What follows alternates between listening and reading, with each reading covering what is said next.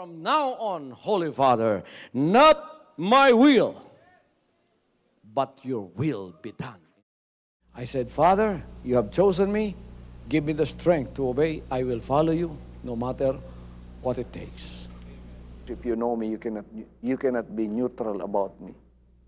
Either you will hate me or you will love me.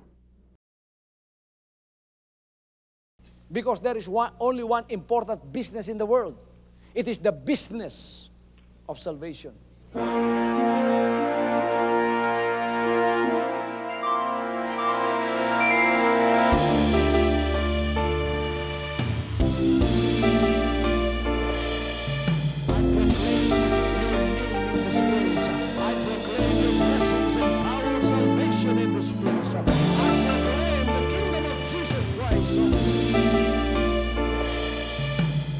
As I am concerned, and as far as the work of God is concerned, we have reached the end. Last September 13, 2003. When you find God, you find His love. Because God is love. Ganon ang pag-ibig ng Panginoon. Walang katapusan na yan ay bumabalik-balik sa atin. If you want to receive, you have to give. Receive it by faith and say, Lord, I will touch up. Because the game plan of God was to save us from sin through the power of love. He has completed. His salvation works in the Spirit. After April 13, the door is open for everyone to come. The salvation works of the Father is now completed in me. Salvation is here.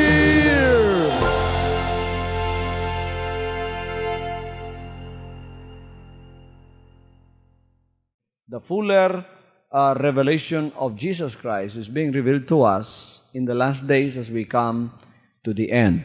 We are coming almost to the end of our faith to Him.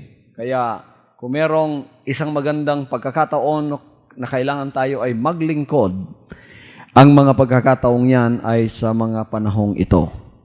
Nalaman na natin ang kurso ng buhay ng ating Panginoon hanggang sa pagpasok niya sa kanyang private ministry, lumampas na siya sa sanlibutan, pumunta na sa boundary ng Calvary, and from Calvary, Jesus Christ met His Gethsemane. And then from Gethsemane, Jesus Christ went to the scourging post of Pilate when He was judged, and then although He was innocent, but His destiny was that He would be crucified for the sins of the world. So the atonement began when Jesus Christ was brought before Pilate and was judged to suffer in the hands of the Jewish people, His own people. And then after that, Jesus Christ was sent to Golgotha to be crucified, the crucifixion life of Jesus Christ. And after crucifixion, Jesus Christ was buried. And after His burial, Jesus Christ resurrected from the dead. And after His resurrection, Jesus Christ ascended up to heaven. And He said to His disciples, I will go first before you, but you know the way in which I will go. Sabi niya, uuna ako, pero alam na ninyo ang daan, at kayo ay susunod na rin sa akin. Mga kapatid, tayo ngayon sa ating paglilingkod, hindi tayo tulad ng mga Israelites noong una na ikot ng ikot sa kanilang paglilingkod sa Panginoon doon sa wilderness. Tayo ay may direksyong pinupuntahan. God took us out from the world and is going to let us know where we are right now in following the course of His life. Kaya tuwid na tuwid yung daan, and there is no other way to heaven but Calvary. So when you serve Jesus Christ, you must first go through Calvary. Spiritually, that is. We do not go to Calvary physically. Pupunta kayo doon sa San Fernando, Pampanga, where I came from. Makikita ninyo ang mga tao doon, mga kapatid, ay nagpipenitensya. Nakahubad sila from the waist up, pagkatapos sinusugatan yung likod nila, may mga kadena ng aso, at pagkatapos pinapalo yung likod nila, at ang iba nakukulaps, and pagdating doon sa isang bundok, bulubundukin, ipinapako talaga yung iba doon. Talaga ipinapako for about 5 minutes. Nililitrato. So what for? Sabi nila para daw mapatawad yung kasalanan nila at yung kasalanan ng kanilang mga mahal sa buhay. We don't have to go through that because Jesus Christ is the perfect sacrifice. He went through that once and for all. He paid our sins for us once and for all. And He gave us the double cure, and that is healing for our bodies and salvation for our souls. And so we don't have to go through that. But when we follow Jesus Christ in this life, we go through Calvary spiritually. Spiritually, pumapasok tayo doon sa kanyang buhay. Kaya ang buhay ng ating Panginoon, pagka pinasok natin, first of all, malalaman natin ang kanyang public ministry. Ang public ministry ni Jesus Christ, nagpasimula siyang mangaral, and then naging famous siya, naging popular siya, to the extent that all of the people in the neighboring areas of Jerusalem heard about His fame. And they all come to see this man from God, whom they call the Son of God. And they flocked and thronged Him because He healed the sick. He healed all kinds of afflictions and diseases. At nabantog ang kanyang pangalan. At pinupuntahan siya ng lahat ng mga tao. I don't have to go through the process of reading the words of God about the woman with an issue of blood for 12 years and was healed by Jesus Christ when this woman, by means of her faith, touched the hem of Jesus' garment, and then she got healed immediately. I don't have to go to the process of reading about blind Bartimaeus when he shouted, Jesus, thou Son of David, have mercy on me. And then Jesus Christ said, bring him unto me. And then He said to the blind man, what wilt thou that I will do unto you? And the blind man said, Lord, that I might have my sight back. And Jesus Christ healed him, and that day blind Bartimaeus began to see. I don't have to go through all of these miracles that Jesus did to let you know that really Jesus Christ came to restore us, came to let us know the ways of God, the ways of goodness. I don't have to go through that. Then, in His public ministry, Jesus Christ became so popular hanggang sa siya nangaral ng katotohanan. Napakarami ngayon ang mga milagro, no? Nakikita natin sa bawat palibot natin. Maraming mga evangelist, may mga healing ministries. Pagkatapos dumarating sila, and people throng them, and people go, and many of them are curious to see the miracles. May mga evangelist na kuminsan na-advertise sa TV, pumunta kayo sa healing ministry nito sapagkat nakakakita yung mga bulag. Lumalakad yung mga pilay at saka lumilinis yung mga may sakit. Recently, in Manila, that happened. Napakarami ng mga taong pumunta. May mga television evangelist, may mga international evangelists na gano'n ang kanilang ministry. At talagang pinupuntahan sila. Si Jesus Christ, nung dito siya, mga kapatid, talagang ang lahat ng tao pumupunta because of the miracles that He did. But that is not the end of His ministry. That's just the beginning of Jesus' public ministry. Ngunit, hindi pa yon, mga kapatid, ang katapusan. Yun lamang ang pasimula na ipakilala sa mga tao na siya talaga ay galing sa Diyos. Jesus Christ said, if this man is not of God, he cannot do the miracles that he is doing. Because he is of God, that's why the signs and the wonders that you see. Ngunit hindi yon ang talagang ministry ng ating Panginoon. Yun ay pagpapakilala lamang na siya ay galing sa Diyos. Anong tunay niyang ministry? Ang tunay niyang ministry ang pangangaral ng katotohanan. Hallelujah. When you follow Jesus Christ, you come to the point that you hear the truth. You don't only see the miracles and become curious and then follow Him like this throng of people are following Him. Multitudes of people have been following Jesus Christ wherever He goes because of these miracles. That's why when He went on to the other side of the shore where He was preaching, He said to the people that followed Him, You followed me not because you want to hear the words of God. You followed me because you want to see the fishes and the loaves divided to feed the multitude again. Sabi niya, gusto lang niyo makita yung mga milagro na naman. Gusto naman ninyong kumain ng tinapay na galing sa 2 tinapay lamang at 5 isda. Yun na naman gusto niyo makita. Anong sinabi ng Panginoon sa kanila? Mga kapatid, darating ang panahon na siya ay mangangaral ng mga salita ng Diyos. He said, "You shall know the truth, and the truth shall set you free." And so He began to preach to them about the reality of His coming here. His coming here is to restore our broken communion and fellowship with God. So nangaral na siya ng katotohanan. At na nangaral na siya ng katotohanan, ito ang tunay niyang paglilingkod, mga kapatid. Because when Jesus Christ began to preach, He is now preaching and reaching the hearts and the souls and the spirits of people. Talagang pinapakilala na sa kanila na sila ay makasalanan. You know, when you hear the real preaching of the Word of God, ang unang-unang malalaman mo, ikaw ay isang makasalanan. You will feel that you are a sinner. You will be reduced to nonentity. You will be reduced to zero. When you face Jesus Christ in Calvary, mafe-feel mo na talagang zero balance ka. Na talagang ikaw ay wala. Huwag mo nang sabihin, ako'y hari. Huwag mo nang sabihin, ito ang naabot ko, ito ang natapos ko, itong lahat.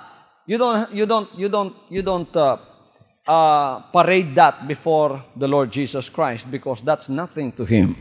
The Bible says the wisdom of this world is foolishness with God.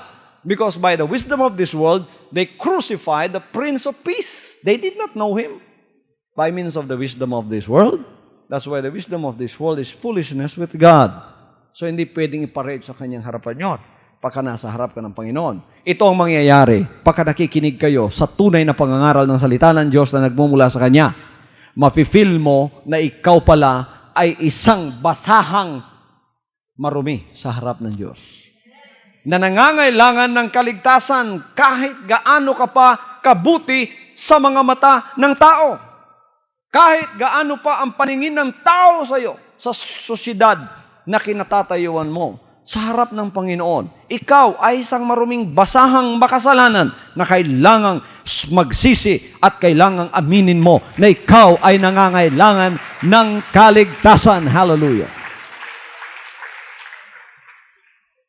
That is exactly what the Jews felt when Jesus Christ began to talk. Pagkatapos ng milagro, nagsimula na siyang magsalita. Nung nagsimula na siyang magsalita, na-feel na nila kaagad na sila ay makasalanan. And then Jesus Christ began to preach to them about sin. Ang lahat sa kanila doon, kailangan maglinis sila, kailangan lumapit sila sa Panginoon, kailangan magsisi ng kanilang kasalanan. Sayang na lang ang sinabi ni John the Baptist, no? Anong sinabi ni John the Baptist? Behold the Lamb of God which taketh away the sin of the world. You know, I believe in religion. Religion only covers our sin. But Jesus Christ taketh away our sins. Behold the Lamb of God which taketh away the sin of the world. Kaya, when I was in religion, I go to the confession every week. I confess my sins. And then, the priest would say, okay, your sins are forgiven. And then after that, after 1 week again, I go to the confessional again. Pagkatapos, mangugumpisal na naman ako. Yung kasalanan ko, tinatakpan lang, tinatabunan lang, pero hindi nawawala. Pero ang Panginoon, pagka lumapit ka sa Kanya, yung kasalanan mo, malilinis yun, mawawala. Hindi lang tatabunan yung kasalanan mo, aalisin ng Panginoon. Para siyang Clorox, aalisin niya yung mancha sa buhay mo. Patatawarin ng Panginoon at bibigyan ka ng isang bagong buhay. And so, nang marinig nila yon, they have to confront themselves because of that. And that is one of the hardest things that a man can do, that a human can do. Confront yourself, be honest with yourself, and look at yourself of who you really are. Yan ang mahirap no? Di ba? Madali kang makakita ng kasalanan ng iba, pero yung kasalanan mo, mahirap mong makita yun. Amen. Kaya kung minsan natutuwa ka na tingnan yung kasalanan ng iba, pero pag ang sarili mo naman ang pinakikita sa iyo. Mga kapatid, hindi ka na natutuwa noon. Kahit alam mo na yun ay totoo, you are afraid to confront yourself. You are afraid to confront yourself because you know you will see something that you don't like. Pero pagka nakaharap mo si Jesus Christ is the Word of God, talagang masasalamin mo yung sarili mong tunay, ano? Sapagkat ang salita ng Diyos, yan ang salamin ng ating kaluluwa.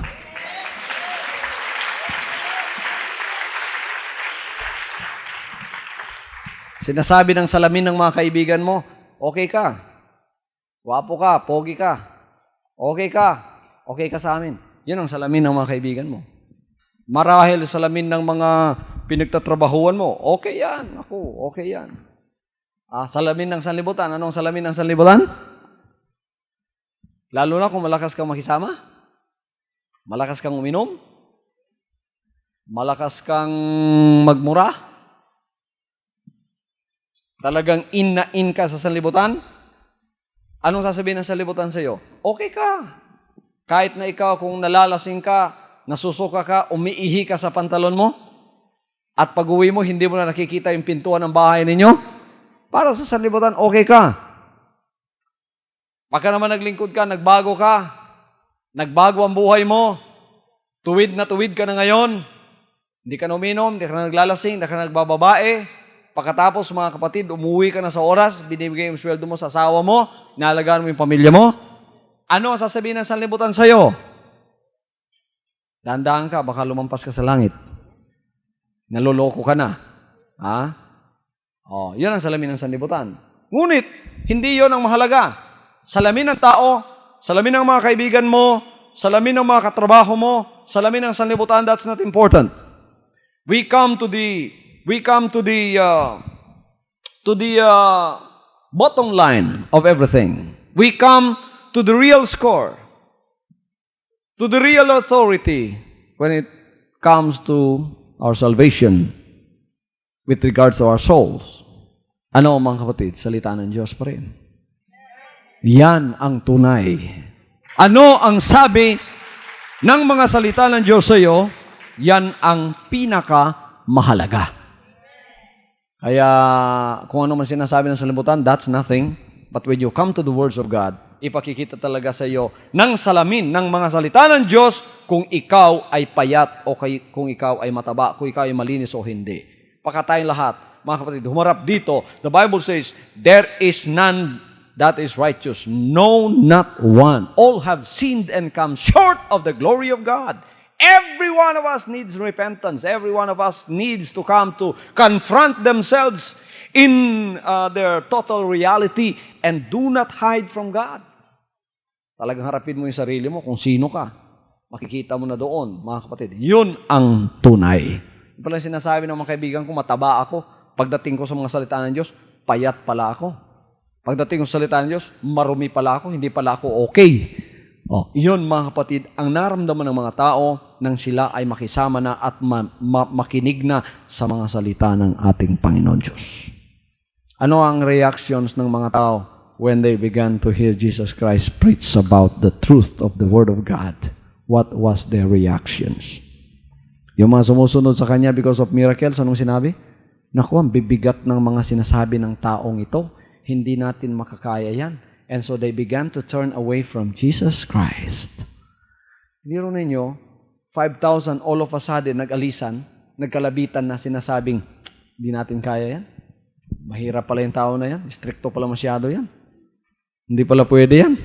Kaya isa-isa sila sa kanila, nagtalikuran na sila at pagkatapos siniwan na lang ang Panginoon. Habang nakatalikod ang Panginoon, mga kapatid, nararamdaman niya yung crowd na nasa harap niya, mga kapatid, ngayon, tumatalikod na lahat sa Kanya.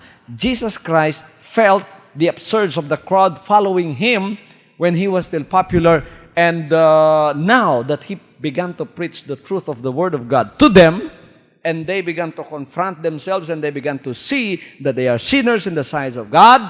Ano mga kapatid ang naramdaman ng Panginoon? Wala nang naiwan sa likod niya. Nang tumalikod, nang humarap siya sa crowd, ang nakita niya, 12 na lamang ang naiwan yung kaniyang original disciples. Biro ninyo, kongregasyon ninyo, mga 5 to 10,000. pagharap ninyo mga kapatid, 12 na lang, what is going to be your feeling? Halimbawa kayong lahat dito, tumalikod ako, pagkatapos, paglingon ko mga kapatid, 12 na lang kayo, sapagkat iniwan na ninyo ako dito sa pangangaral ng salita ng Diyos. Di ba mahirap sa dibdib mo yun, ano? And so, nang humarap ang Panginoon sa kanyang disciples, anong sinabi niya sa kanila? Kayo, sabi niya, tatalikod din ba kayo sa akin? And then, Peter, the apostle, stood up and he told the Lord, sabi niya, Panginoon, saan pa po kami pupunta? Kayo lamang ang may-ari ng buhay na walang hanggan.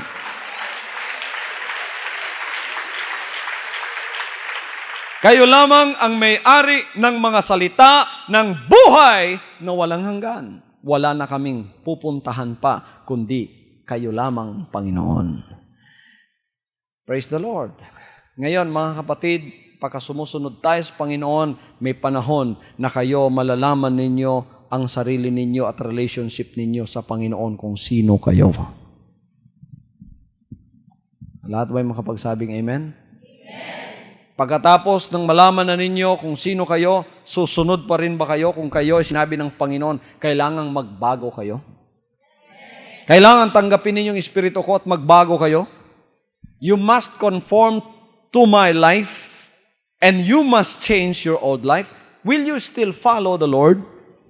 The throng of people didn't follow Him. They left Him because they don't want to change. If there is anything that is so hard for a man to do, it is change.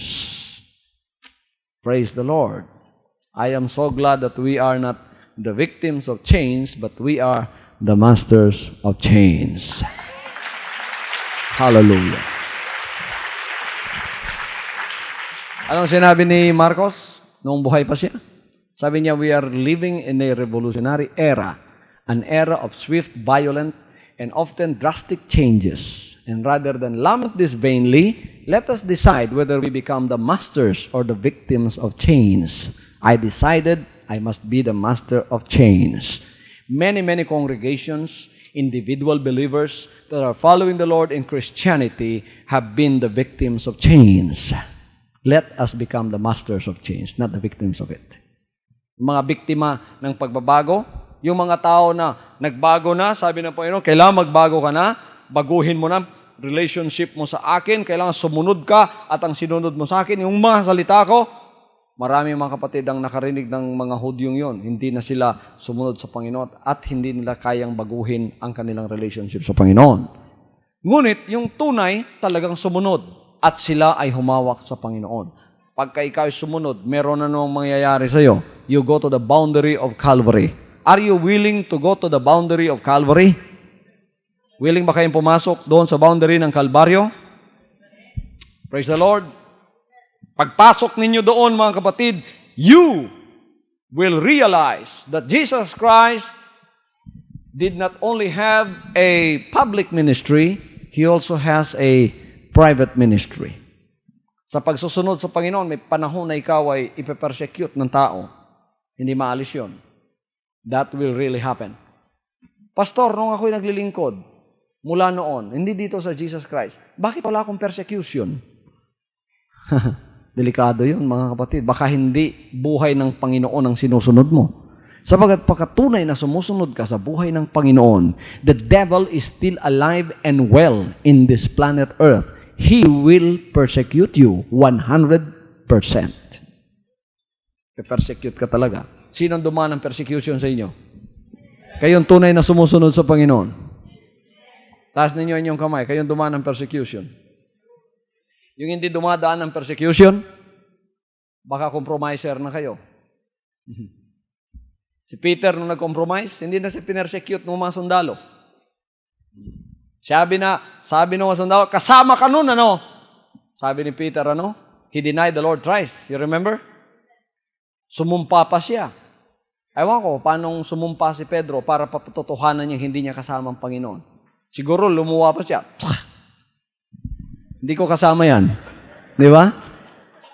Ewan ko, paano niyang pinatotohanan hindi siya kasama. Pero kahit sa kanyang pagmumura siguro, nahalata ng mga sundalo, hindi ka marunong magmura. Talagang kasama ka niyan. Hindi ka sanay magmura. Tingnan ninyo mga kapatid. So, persecution will stop.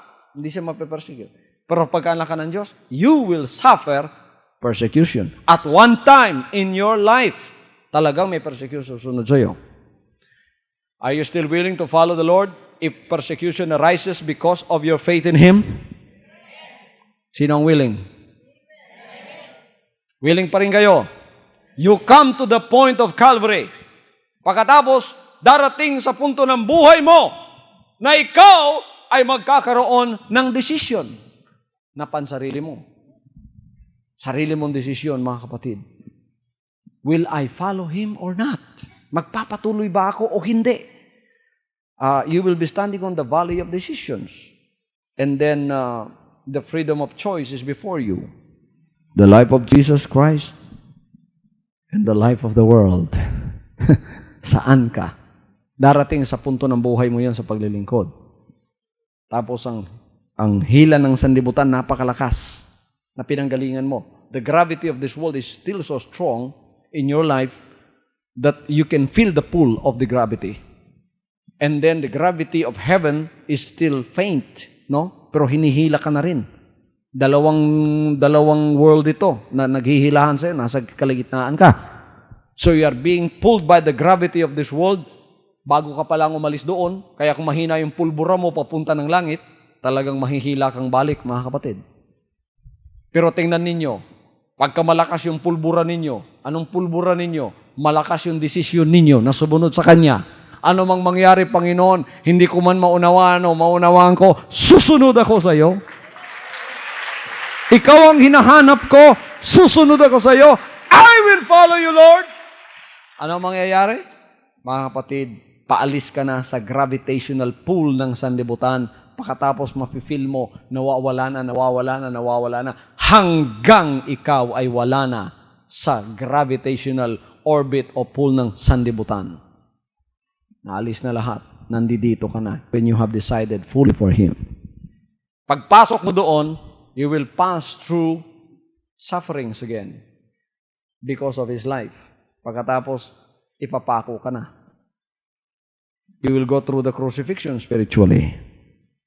Who wants to go through the crucifixion? Kailangan dumaan kayo, Kalbaryo na ito, ha? Sino gusto pumunta ng langit? Walang ibang daan. Jesus Christ said, I am the way, the truth, and the life.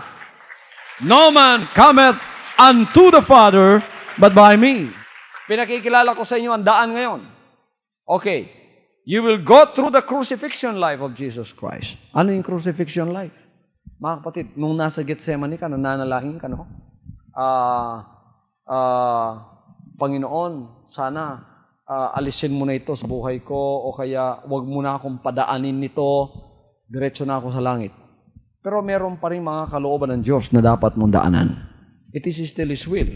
Kahit ang ating Panginoon, 3 times, He besought the Father. And He said, Lord, let this cup pass from me. But the Father said, no, you must pass through that. And Jesus Christ said, not my will be done, but thy will be done. Tapos mga kapatid, ano yun? Yun ang crucifixion. Yun ang crucifixion. Huwag mo na akong padaanin doon, Panginoon. Huwag mo na akong padaanin sa pagkapako, Panginoon. Huwag mo na akong padaanin dyan, Ama. Diretso mo na ako, shortcut mo na ako, hindi na ako dadaan dyan. Pero anong sabi ng Ama? Hindi pwede. Kailangan dumaan ka dyan. Kaya ipapako ka. Kailan yun? Pagka ikaw ay nag-decide sa Panginoon, pagkatapos mga kapatid, kahit masakit man sa puso mo, nag-decide ka pa rin para sa Kanya. Kahit masakit. Kasi ang lahat ng pamilya mo against sa desisyon mo na to follow the Lord. Ang lahat ng kaibigan mo against. Ang lahat ng karelihiyon mo noon against sa desisyon mo. Hanggang ngayon, against pa rin sila. Yung mga katrabaho mo, against. Ang sanlibutan, against sa desisyon mo na ikaw ay sumunod sa Panginoon. Sumunod ka pa rin. Masakit yun. Pagka ikaw ay sumunod sa isang bagay na masakit, nakapako ka na. Although buhay ka pa. Hallelujah. So masakit man, sinunod mo. Wala kang nagawa sa sarili mo, sinunod mo pa rin. Nakapako ka na, pero buhay ka pa. Kaya sumusunod ka sa Panginoon, kung minsan wala kang saya, masakit eh. Pumupunta ka ng simbahan, you have to go to church because that is your decision. Nobody forced you to it. You were led into that decision, but nobody forced you to it. But because you know it's the will of God, although it's so hard for you to follow, you still followed Him because you know that is His way, the only way. So you followed Him. Masakit yun. Kaya minsan pumupunta ka ng simbahan, hindi ka halos makangiti dahil sa sakit. Nakapako ka ng buhay. Buhay ka pa rin.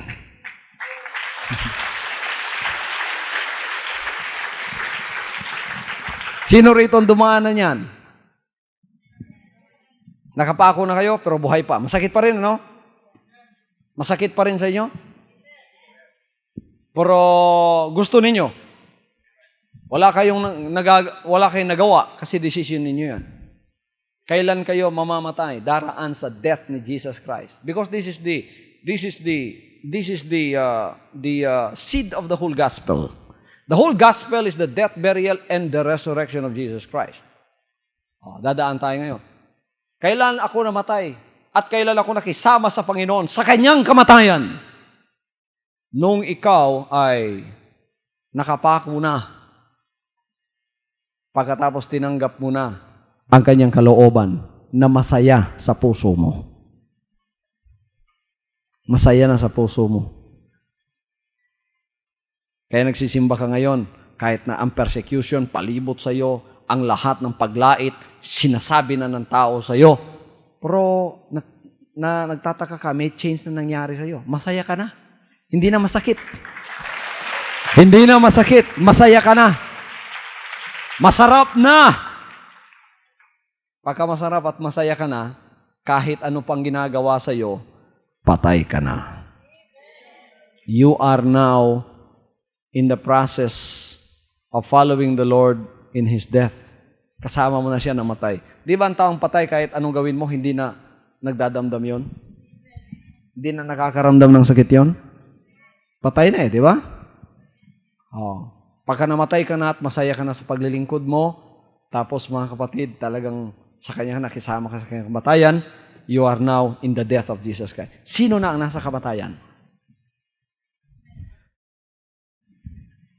Sino na ang masaya sa Kanyang paglilingkod? Although lahat ng kahirapan dinadanas niya, lahat ginagawa sa Kanya, ngunit hindi nagbabago yung Kanyang paglilingkod. Tingnan niyo yung patay, persecute nga ninyo yung patay. Murahin ninyo yung patay. Pagsabihan ninyo ng masama yung patay, nagbabago ba yung mukha niya? Hindi nagbabago yung mukha niya. Pareho pa rin. Patay na eh. Hindi na nakakaramdam ng sakit yun. Pagka minura mo ang patay, magsisisi ka lang. Nag-aaksaya ka lang ng boses mo kasi yung patay hindi nakakarinig yun. Kayo rin, pagkapatay na kayo kay Kristo, kahit anong mura sa inyo, hindi niyo naririnig yun. Naririnig pa ba ninyo yung pagmumura sa inyo? Hindi na. Kaya wala na kayong reaction. Ang naririnig ninyo ngayon, ang boses na ng Panginoon. So, nasa kamatayan na kayo. Sino na, mga kapatid, ang nasa kamatayan ngayon? Okay. Malapit na kayo sa buhay niya, no? If you went with Jesus Christ into His death, you will also go with Him in His resurrection. You don't have the right to be resurrected if you didn't pass through the process of death, through the process of dying. Kaya yung lahat ng namatay, meron ng namatay kasama ng Panginoon, meron ng karapatan yon upang mabuhay na muli kasama niya. I am dead with Christ. I am crucified with Christ. Nevertheless, I live. Yet not I, but Christ liveth in me. And the life which I now live, I live for the Son of God who loved me and who died for me. So, hindi na ikaw ang nakikita, si Jesus Christ na ang nakikita sa iyo. Resurrection life na yan. Alam niyo, yung nasa resurrection life lamang, ang may karapatan upang sila ay umakyat sa langit na buhay.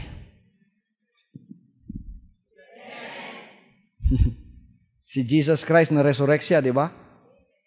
Hindi na namamatay yung katawan niya yon. Kaya, nung siya ay pumunta na sa Bethany, the Bible says, a cloud took him away from his disciples. He ascended to heaven. That is the last step of his life. Sino ang may karapatan upang umakyat sa langit na buhay, sa rapture? Yung nasa resurrection life. Sino ang nasa resurrection life? Yung mga anak ng Diyos na hindi mo na masasaway pa. Wala ka na nakikita sa Kanya kundi ang Panginoon na. Sino na ang nasa buhay na yan? Naku, ako lang yata. Mga kapatid, ang daan ng Panginoon ang sinasabi ko sa inyo. At malapit na ang fuller revelation, the fullest of the revelation of the life of Jesus Christ, napakalapit na sa mga sandaling ito sa ating paglilingkod. So, this is my admonition to you. You must persevere in your endeavor. You will gain the fuller revelation of the life of Christ when you persevere in your endeavor in following Him. Following Jesus Christ is very simple and very easy, made complicated by denominations and religions of the world today. They said you must follow this, you must go through this way. When you make something, you make any commandments that are out of the Word of God, gumagawa ka ng sarili mong daan. Napakaraming mga relihiyon gumagawa ng sarili nilang daan. Hindi nila gustong daanan yung sinabi ng Panginoon na I am the way. Ang sinabi niya, ang daan papunta sa langit ay masikip. Ang daan papunta sa langit ay makitid. Konti lang ang dumaraan doon. Marami ang nasusumikap na pumunta roon, ngunit konti lang ang nakakita ng tunay na daan na yon. Ngunit malapad naman ng daan papunta sa kapahamakan at marami ang dumadaan doon. Bakit? Kasi yung tao gumawa sila ng sarili nilang daan. Kung di mo gagawin ito, hindi ka maliligtas. Kung di ka papasok sa aming relihiyon, hindi ka pupunta sa langit.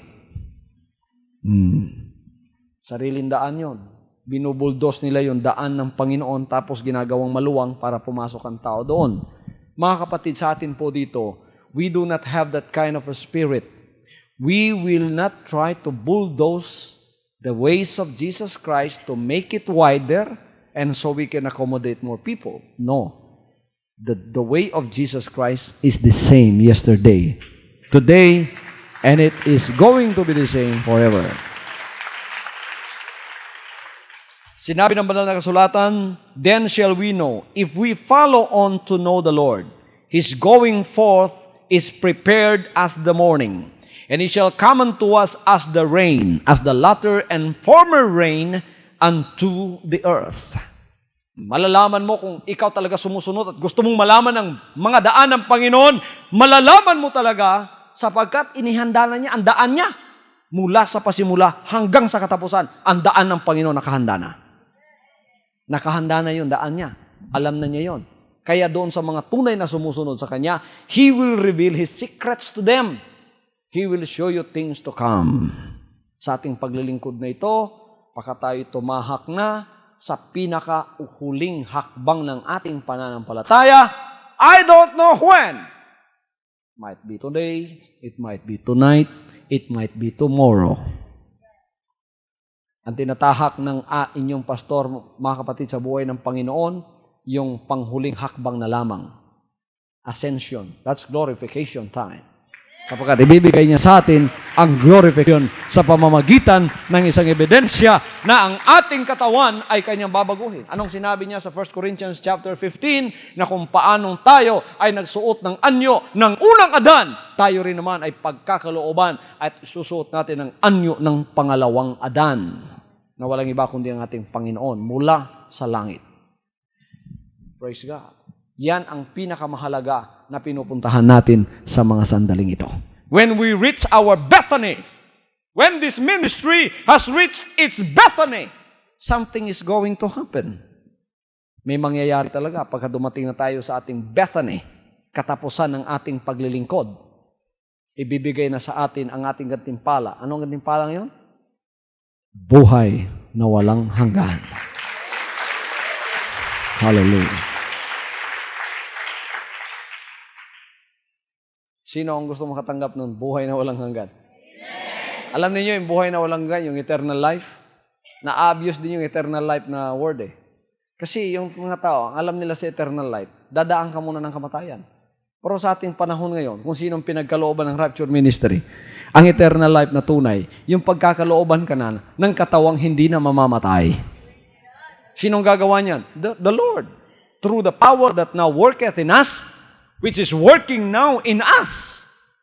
What is that power? That power is going to change our vile body that it may be fashioned like unto His glorious body.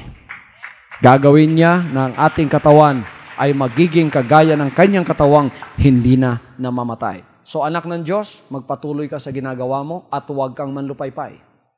Panghawakan mo yan at maging masigasig ka sa lahat ng iyong ginagawa. Don't go off and on para kang switch.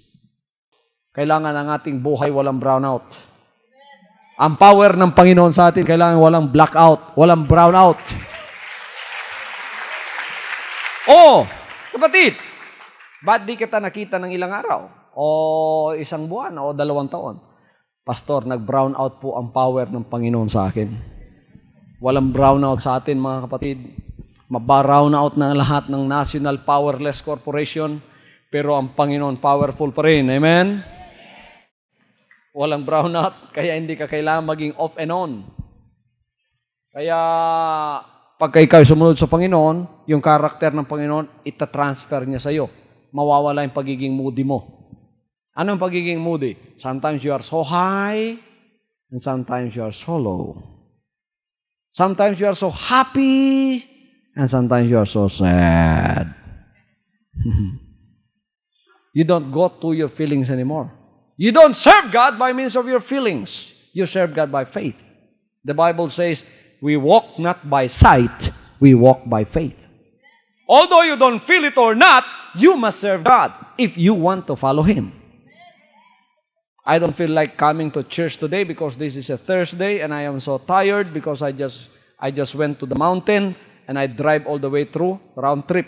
Pagod ako ngayon. I don't feel like coming to church and preaching this word. But I don't go through my feeling. I don't follow my feelings when I follow Jesus Christ. Kung susundin ko mga kapatid yung dinadamdam ko ngayon, siguro naghihilik na ako ngayon. But I don't. Hindi ko pinakikinggan yan. Pinakikinggan ko ang kalooban ng Diyos. Kaya hindi tayo off and on. Hindi rin naman tayo lulubog, lilitaw na Kristiyano. Hindi rin naman tayo wheelbarrow Christians. Na kung hindi tayo bibisitahin, hindi tayo pupunta ng banal na pagsamba. Tayo ay tunay na anak ng Diyos, sinusunod natin siya. Praise the Lord. Kailangan i-maintain natin ang intimate fellowship with our Lord Jesus Christ. Are you maintaining that intimate fellowship with our Lord Jesus Christ? He answered and said unto them, because it is given unto you to know the mysteries of the kingdom of heaven, but to them it is not given. Kaya meron man nagko-question sa atin kung minsan sa mga revelation na binibigay ng Panginoon sa atin. How did you know that, Pastor? Anong sinabi ng Panginoon? Pagka tayo intimate sa Kanya, kahit na nung panahon ng Kanyang pagparito sa Kanyang earthly ministry, meron ding mga maraming nagtatanong sa Kanya at nagko-question sa Kanya at sa Kanyang mga disciples. Anong sinabi ng Panginoon? Pabayaanin niyo sila sapagkat hindi pinagkaloob sa kanila. Hindi ipinagkaloob sa kanila, ngunit sa inyo ipinagkaloob na malaman ninyo ang mga kahanga-hanga at kababalaghan ng kaharian ng langit. For you, it is given that you may know the mysteries of the kingdom of heaven. But to them, it is not given. Matthew chapter 13, verse 11. Sinabi niya yan. Sa atin ipinagkaloob na malaman natin ang mga misteryo ng kaharian ng langit. Ngunit sa kanila, hindi. Sapagkat yan ay isang pribilehiyong ibinigay niya sapagkat mahal natin at sumusunod tayo sa tunay na pamumuhay ng ating Panginoong Hesukristo. Alam ba ninyo, titipunin tayong lahat ng Diyos sa isang araw? Tayong lahat.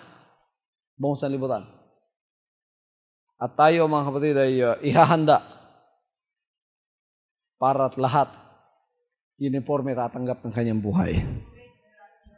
Naghihintay ba kayo sa mga bagay na yan? Mahirap ipangaral sa television yan. Kasi hindi dapat ang mensaheng ito para doon sa mga nanonood. Ito'y para sa mga intimate lamang ni Jesus Christ. And I consider you, congregation in Davao City Central Church, that you are an intimate with your pastor, and because of that, you are also intimate with our Lord. Alam niyo mga kapatid, hindi ko maaaring ipangaral sa mga tagalabas yan. Kahit dito kung may mga bisita, itong pangangaral na ito, hindi para sa inyo. Ito ay para sa mga sumusunod lamang sa ating Panginoon mula pa noon na mga intimate na niyang masyado. Talagang confident na ng ating Panginoon. Sabi niya, pag kayo malapit sa Kanya, ipahahayag niya sa iyo ang mga misteryo ng Kanyang kaharian na hindi pa alam ng mga tao at hindi binigay sa kanila ang revelation na yan, ngunit ibinibigay sa atin. Pagpalain kayo ng Panginoon, ng mga anak ng Diyos. Anong sinabi niya mga kapatid? Kailangan maging malapit tayo sa Kanya at huwag ninyong alisin ang pagiging intimate. How do you become an intimate friend of the Lord? Not only a son or a daughter, but a friend of the Lord. How can you do that?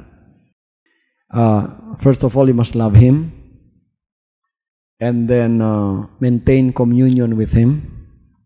You must at least pray before you sleep. And then after you wake up, read the Word of God or a tape galing sa inyong pastor dito. Gawin ninyo yan mga kapatid. Then have a quiet time, commune with the Lord. Sabihin ninyo sa Kanya kung ano ang damdamin ninyo. At best of all, the Lord wants somebody to be His friend kung siya ay mababang loob. Mababang loob, matakutin sa Kanya, at masunurin sa Kanyang mga banal na kasulatan na iniutos. Magiging kaibigan ka ng Panginoon at marami siyang revelation na ibibigay sa iyo. Ano pa mga kapatid ang gagawin mo? You must abide in Christ's words. You must abide in His words. Anong sinabi niya? Then said Jesus to those Jews which believed on Him, if you continue in my word, then are ye my disciples indeed. And ye shall know the truth, and the truth shall make you free. John 8:31-32.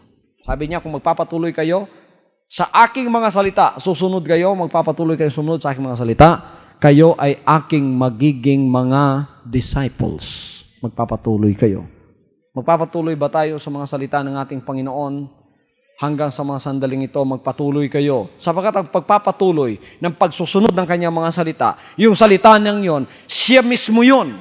Kaya pagka nagpapatuloy kayo sa pagsusunod, hindi kayo humihiwalay sa tabi ng ating Panginoon. You walk where He walk, you go where He goes, then you are an intimate of the Lord. Anong sinabi ng Panginoon kay Enoch? Enoch was walking with God. Enoch walked with God.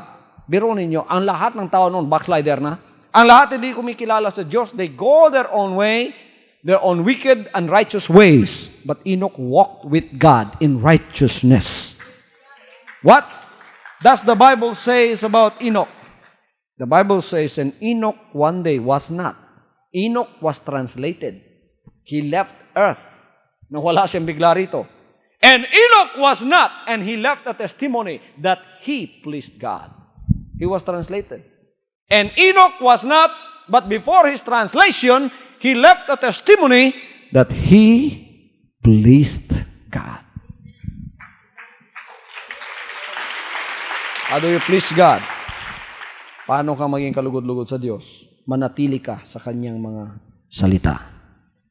Then Jesus answered and said unto him, what I do thou knowest not now, but thou shalt know hereafter. Kayong mga hindi pa ninyo alam ang ginagawa ng Panginoon, ngunit mga masugid kayong disciples niya, hindi pa ninyo alam ang ginagawa ng Panginoon ngayon, ngunit huwag kayong mag-alala. Isang araw, malalaman na ninyo yan. Sinabi rin niya sa mga disciples niya yan. Saan? Sa John chapter 13, verse 7. The fuller revelation of Jesus Christ will come to you in due time. Kaya huwag kayong mainip at huwag kayong magmadali. Huwag ninyong pilitin, mga kapatid. Hintayin na lamang ninyo, Panginoon. Pagka dumating na ang due time para sa iyo, malalaman mo na ang fuller revelation ng buhay ni Jesus Christ sa iyo. Now, the fuller revelation of the life of Jesus Christ will come to you through the guidance of the Holy Spirit. Anong sinabi ng John chapter 16, verse 13? Howbeit when He, the Spirit of truth, is come, He will guide you into all truth, for He shall not speak of Himself, but whatsoever He shall hear, that shall He speak, and He will show you things to come. Anong Spirit of truth? Ang Holy Spirit, He will guide you into all truth. He will be your guide. Lahat ng katotohanan ipahahayag sa iyo. Pagkatapos, ipakikita niya sa inyo ang mga bagay na dumarating. Pastor, parang wala yata sa Biblia yung sinabi mo na a body can go to heaven, a glorified body can go to heaven in 6.5 minutes.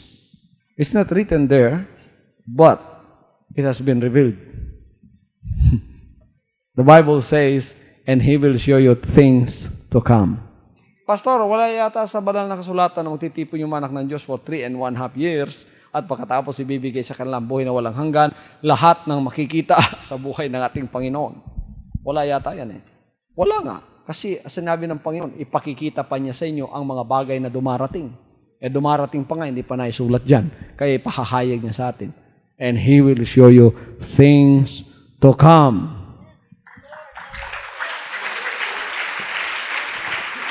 If you have the guidance of the Holy Spirit, you know what I am talking about. Because the Holy Spirit has already revealed this to us even at the very beginning of this ministry. Tinawag tayo ng Panginoon at pinasimula ako pinapag-aral sa Espiritu noong 1975. Pagkatapos noon pa, hindi ko pa alam, pinahayag na ng Panginoon sa akin. At yan ay mangyayari sa takdang panahon sa huling araw na ito. Kaya kayo narito sa butil na pananampalataya, mapalad kayo sapagkat pinili kayo ng Panginoon. Kaya the least that you can do is just serve Him, love Him, and give your life to Him. Pagka meron pa kayo hindi na uunawaan, huwag na niyo unawain muna yon. Malaking question mark sa inyo. Ano kaya sinasabi ni Pastor? That's not for you yet. You must have to wait for your due time for that full revelation to come to you through the guidance of the Holy Spirit. Pagka meron ka pa hindi na unawaan, huwag mong pilitin yung sarili mo because that will just come to you later on, even though you'll not strive for it. It is the Holy Spirit that will guide you into all truth, and then He will show you things to come. Hallelujah.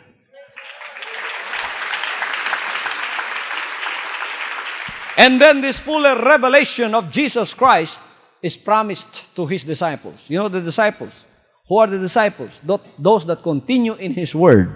Ang nagpapatuloy sa Kanyang salita, yon ay Kanyang mga disciples. Anong sinabi niya? These things I have spoken unto you in Proverbs, but the time cometh when I shall no more speak unto you in Proverbs, but I will show you plainly of the Father.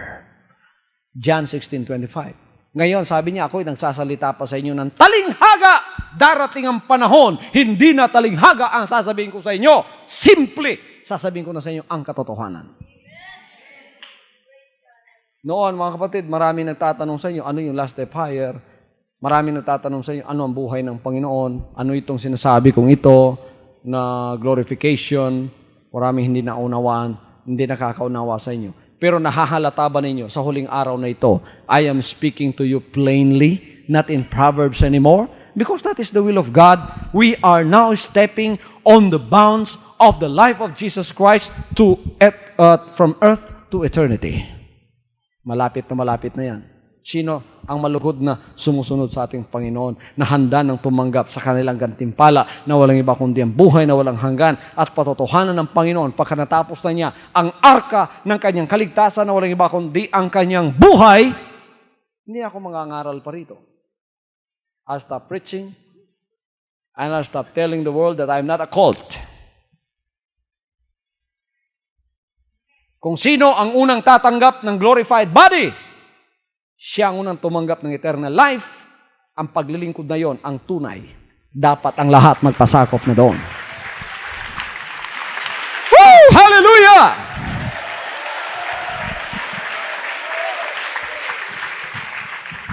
Sino ang uuna sa buhay na yon? Yon ang nangunguna sa race of life. We are now running in a race. And everyone is striving for the prize. But only one will get the first prize. Sino kaya ang umuuna sa mga katawang ito na tumatakbo, mga kapatid? Sa mga buhay na naririto ngayon, sino kaya ang umuuna? Nasisiguro ko sa inyo na ang umuuna ay walang iba kundi ang buhay ni Jesus Christ. Mabilis ba tumakbo ang buhay ni Jesus Christ papunta sa katapusan? Mas mabilis tumakbo yan kaysa katawan ng Katoliko. Kaysa katawan ng mga Protestante. Mabilis tumakbo ang buhay ni Jesus Christ. Ulo na ba ninyo ang Panginoon? Sinusunod naman ninyo siya? Katawan na ba niya kayo? Mga kapatid, kasama natin siya. We are walking with Him to the finishing line, and we thank God because this has been revealed to us. Hindi pinagkait ng Panginoon, inireveal niya sa atin ang mga bagay na ito na hindi pa na-reveal doon sa mga hindi masyadong masugid na sumusunod sa Kanya. Pagpalain kayo ng Panginoon naririto, panghawakan ninyo ang kanyang buhay, mga kapatid, at pagkatapos purihin ninyo siya because glorification time will come. Pagkatapos malalaman ninyo itong sinasabi ko, katotohanan, sabagat ito ay pahayag na mula sa Kanya. Sundin ninyo ang buhay niya. Hindi kayo magsisisi. Isang araw sasabihin ninyo, Pastor, totoo pala yung sinabi mo, no? Baka mahalikan ninyo ako, no? Sasabihin niyo, totoo pala yung sinasabi mo, Pastor. Ano alam niyo sa kaligtasan? Simple lang sinusunod natin. Sino? Si Jesus Christ lang at ang buhay niya. Kaya dumadaan tayo spiritually sa Kalbaryo. There is no other way to ascend to heaven but the way to Calvary. And the way to Calvary is a very strenuous way. Ayaw ng tao yan. Kaya gumagawa sila ng malapad na daan. Pagka gumawa ka ng malapad na daan, hindi yung daan ng Panginoon. Huwag kayong dumaan doon. Daanan ninyo yung daang ginawa ng Panginoon. Ano yun? Sinabi niya, my life, I am the way, the truth, and the life. No man cometh unto the Father, but by me. Yan ang daan na ipinadaan sa akin. At yan ang daan na pinagdadalhan ko sa inyo pagkat nasa summit na tayo ng Mount Calvary. Let's just wait for the result later on. Kaya last step higher na itong ating pamumuhay. This is the last step higher. Pagka dumating ng glorification,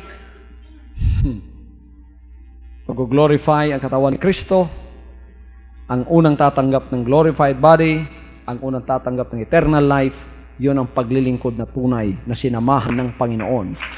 Kaya wala nang debate pa. Wala nang debate pa. At wala nang magsasabi, kami ang totoo, kayo ang totoo. Wala na. Ang totoo, yung pinagkalooban ng gantimpala ng buhay na walang hanggan. Ang mauuna doon, yon ang tunay na paglilingkod sa Panginoon. Will I preach to you like this when the time comes? No, I won't.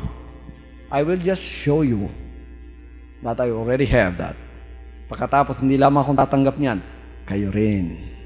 Alam niyo mga kapatid, hindi kayo papasok sa langit ng daladalang katawang yan na kailangan magbago yan. Ang pagbabago nagpapasimula na ngayon. Araw-araw may pagbabago nangyayari ba sa buhay ninyo? Noong bago kayo nabautismuhan, sinungaling pa rin kayo, ano? Pero after 2 months, yung pagsisinungaling ninyo, totally nawala na. Cleared. Every day may namamatay sa buhay ninyo na hindi kalooban ng Diyos. May pagbabago na nangyayari sa inyo. And the climax of the change is when you are already in the glorification time. Climax na yon. Biglang-bigla magbabago ka nga. Totally, from head to foot. Lahat ng sakit mo mawawala. Perfection will set in.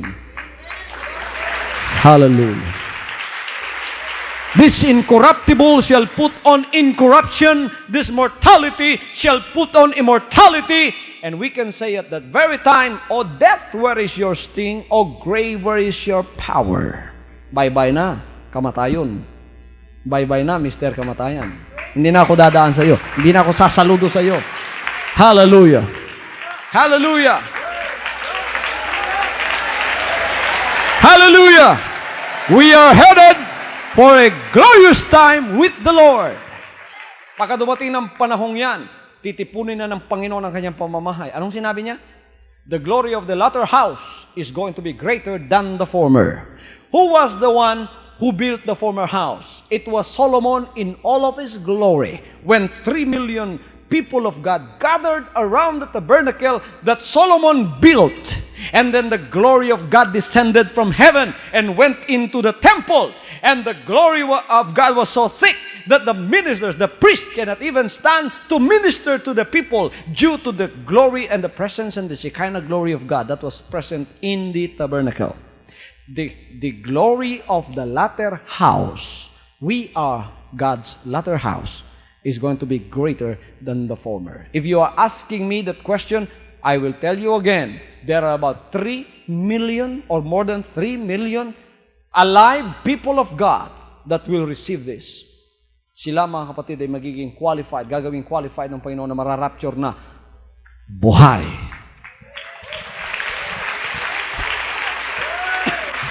Alam ninyo, when it comes to the secret of the rapture, hindi marami ang mararapture na buhay. Sasabihin ko sa inyo yan. Marami ang mararapture na patay mula sa paglilingkod ng dahon na pananampalataya, katawang pananampalataya, bulaklak na pananampalataya, busal na pananampalataya, na nung hindi pa na-expire ang kanilang paglilingkod, ay namatay, na matapat sa kanilang paglilingkod. Millions of them that are already in the grounds, in the ground and have turned into dust. They shall wake up one morning in the resurrection time, and God will also give them that glorified body. They will be raptured from the dead. The Bible says, when the last trumpet shall sound, because the trumpet is going to sound, and with the sound of the archangel, and when that last trumpet shall sound, the dead in Christ shall rise first. And we which are alive and remain, we which are alive and remain shall be caught up with them together in the clouds. So shall we ever be with the Lord forever. Mararapture na buhay, hindi masyadong marami.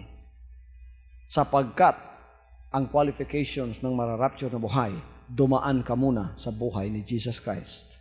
You must go through Calvary. At marami ang hindi nakakaalam ng daang yan. They profess to know it, but in reality, they don't. Salamat sa Diyos, pinagkaloob sa atin ang daang yan. At ngayon, nare-reveal na sa bawat isa sa inyo. Dumadaan tayo. Pinakamapalad tayo sa lahat ng mga anak ng Diyos na naglingkod sa Kanya. Bakit?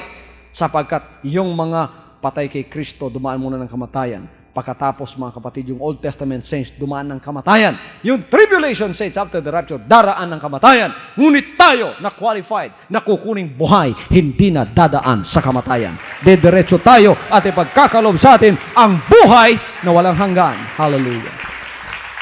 After the rapture of the saints, yung maiiwan dito, pagkatapos papasok dito, at pagkatapos in another 3.5 years, they will learn about this life.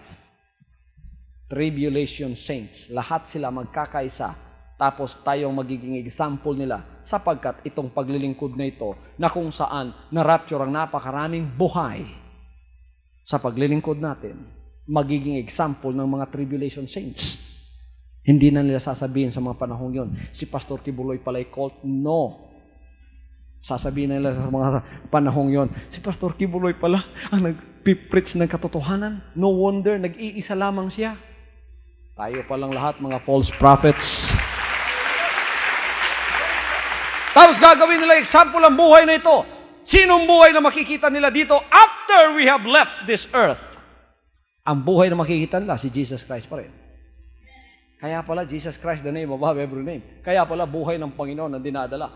And they will learn of us for another 3.5 years. Pagkatapos, i-harvest nila. Yun ang general harvest. Marami na naman ang magpapakamatay ng dahilan sa Panginoon. Hindi nila tatanggapin ang marka ng Antichrist, and they will be murdered because of that. Pagkatapos, mga kapatid, after the tribulation of those days, bababang Panginoon. Sino kasama niya? Tayo, the chosen, the called ones, the chosen, the faithful. Kasama tayo ng Panginoon. Bababa sa sanlibutan ito. Patapos sila naman ang bibigyan ng katawang walang kamatayan. The tribulation saints will receive the rewards. Those that have given their lives to the Lord in the tribulation time. Pagkatapos bibigyan naman sa buhay, makakasama natin sila. Pinakamapalad talaga tayo. Hindi dadaan ng anumang kasakitan at kamatayan.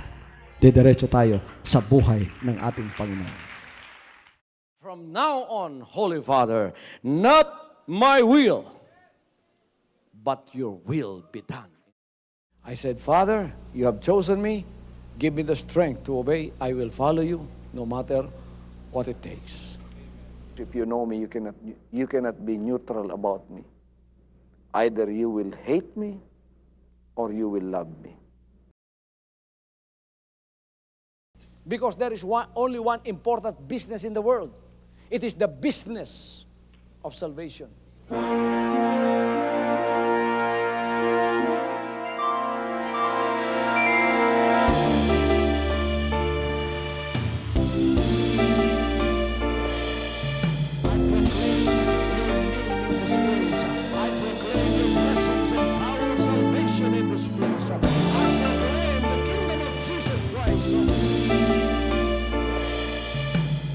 As I am concerned, and as far as the work of God is concerned, we have reached the end.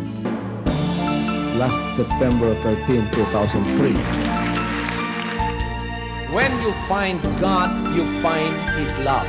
Because God is love. Ganon ang pag-ibig ng Panginoon. Walang katapusan na yan ay bumabalik-balik sa atin. If you want to receive, you have to give. Receive it by faith and say, Lord, I will touch up. Because the game plan of God was to save us from sin through the power of love. He has completed. The salvation works in the Spirit. After April 13, the door is open for everyone to come. The salvation works of the Father is now completed in me. Salvation is here.